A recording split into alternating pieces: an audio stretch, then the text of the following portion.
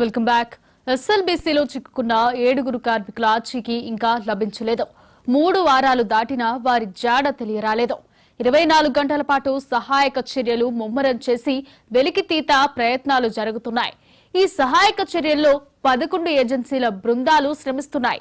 ప్రమాద ప్రాంతంలో పెద్ద ఎత్తున మట్టి బురద ఉన్న నేపథ్యంలో సహాయక చర్యలు ఇబ్బందిలో ఏర్పడుతోంది. కన్వేయర్ బెల్ట్ ద్వారా మట్టిని బయటకు తరలించే ప్రక్రియ కొనసాగుతోంది. 2 జేసీబీలు మట్టిని తవ్వుతున్నాయి. కాడావర్ డ్రగ్స్ గుర్తించిన D1, D2 ప్రాంతాల్లో తవ్వకాలు జరుగుతున్నాయి.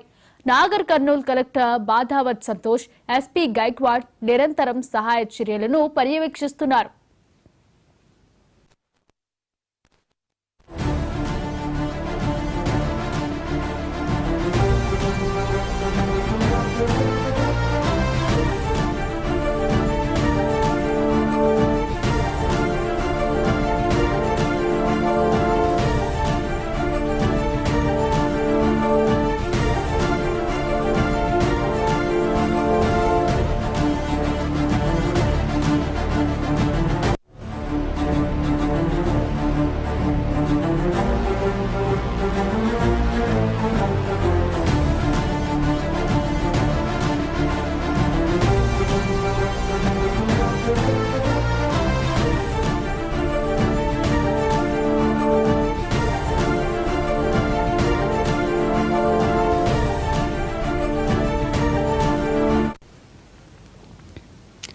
ఎస్ఎల్బీసీలో చిక్కుకున్న 7 కార్మికుల ఆచూకీ ఇంకా లభించలేదు.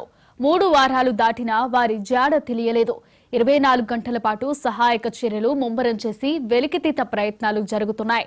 ఈ సహాయక చర్యల్లో 11 ఏజెన్సీల బృందాలు శ్రమిస్తున్నాయి. ప్రమాద ప్రాంతంలో పెద్ద ఎత్తున మట్టి బురద ఉన్న నేపథ్యంలో సహాయక చర్యలలో ఇబ్బంది ఏర్పడింది.